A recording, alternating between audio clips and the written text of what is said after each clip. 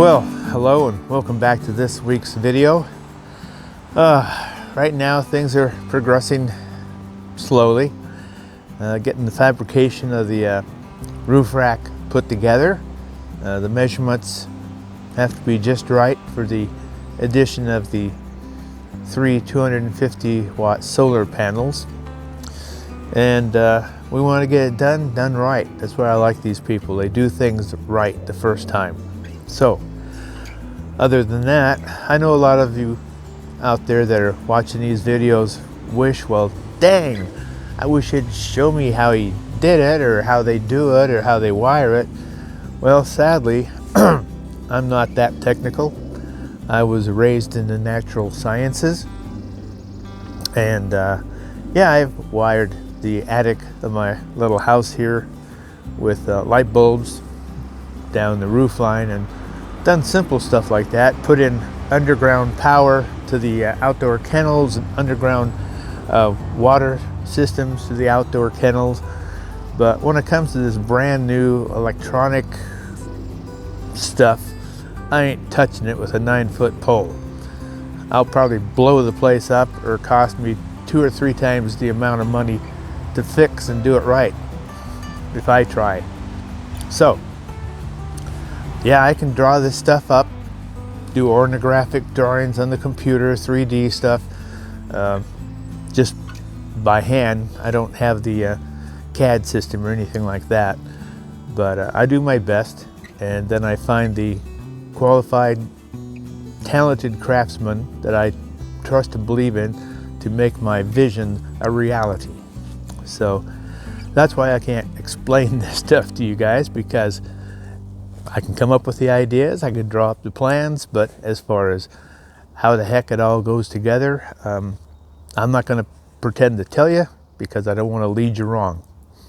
So all I can tell is find somebody you trust, that you believe in, and have them do it for you.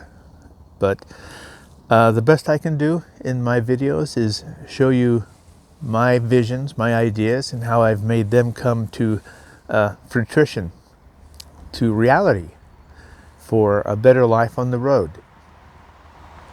So other than that, I'm waiting for the RV to pretty much get finished off here with the rack on the roof and the solar panels put in. Then they're going to put the whole system together, wires connected, and they'll test electronics and everything like that.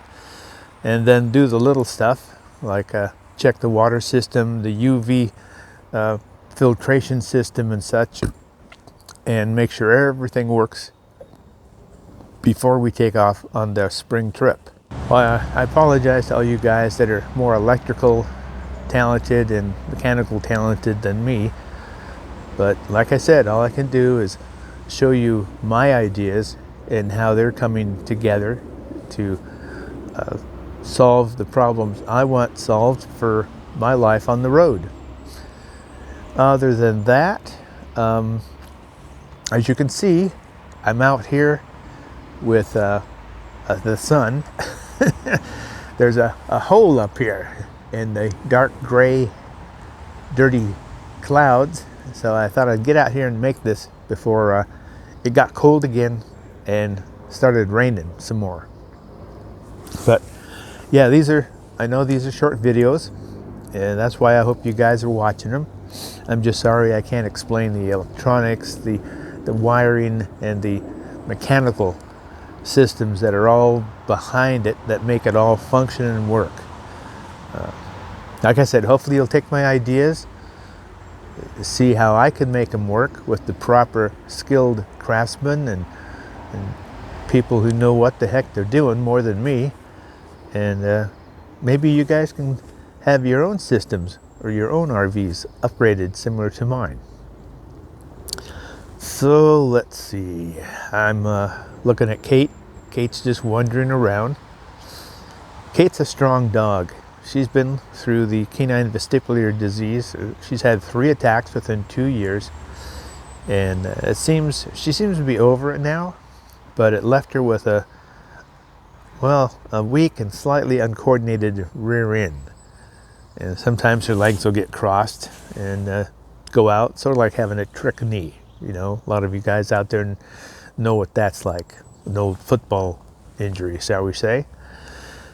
But yeah, she's good. She still wants to be with me in every room. She will wake up if she was sleeping and I went to another room, and she'll bark, you know, like, where'd he go? But she's a good girl. She'll be 15 this June. Hard to believe I've had her since she was just 10 weeks old. I do miss Sarah. Sarah was a wonderful girl. But like my other two, boy, when they reach 14, they just kind of all of a sudden become very weak and they just kind of fade out. But anyway, I'm still hoping to get a brand new 8-week-old Irish Setter pup, hopefully before the end of the year, if not sometime early next year, 2025. And like I said before, her name is going to be Ember, which is a name my son came up with. Kind of describes her fiery coat. So yeah, not much else is going on around here. I got a pile of stuff I have to put into the RV again once I get it back. Of course, because of the upgrades I'm having with the larger batteries in the rear under the couch and stuff like that, I'm going to have a little less room, but thank God I got that owl storage bin put on the rear door, and that's going to help a lot. That's going to get rid of a lot of stuff I had to put inside that took up room. So it's a give and take.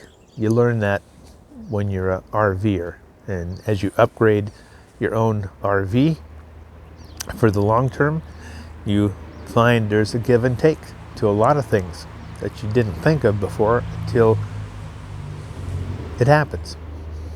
But yeah, seems a whole lot of young people are getting out of the RV life, and that's understandable. I tell you, I planned for my RV lifestyle many years before I was retired, and I didn't make the dive until a couple of years after I was retired. And I wanted to buy the right RV the first time over. You know, I didn't have all this money that, oh, I'm going to buy this RV and then I'll get rid of that and buy this RV and then I'll buy this RV. I say, my God, the time and money you put into jerking around is ridiculous. I would prefer putting in serious thought and research and getting the right one the first time. Save you a hell of a lot of money. So that's why it took me so long to finally get an RV. And boy, I'm glad I did. I believe the Pleasure Way RVs built in Canada are some of the best compared to everything else I've seen on the internet with all these other American manufacturers. That's all I'll say about that.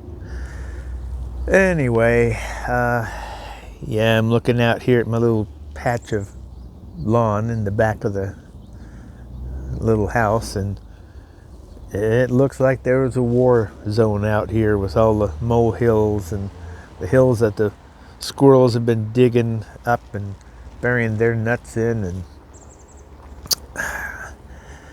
I've gone out there and stamped down the molehills and trying to flatten them out, and then I got all these patches of dirt everywhere. Looks like a war zone. But I'm just gonna say, you know, I got better things to do with my life than chase moles and stuff like that in the backyard. I'll deal with that this summer, and that's all the energy I want to put into doing yard work anymore. I'd rather be traveling and seeing the country. So, looking around here, geez, I tell you, with the forest behind you and all the trees that just kind of drop their leaves and needles every year. It's well,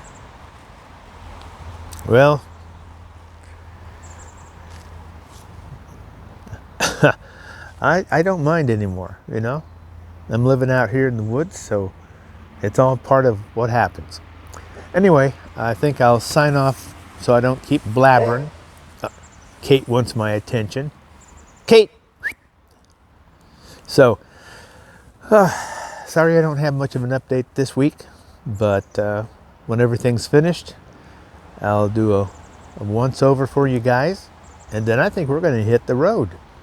And hopefully we can find some sunshine that lasts longer than a day or two.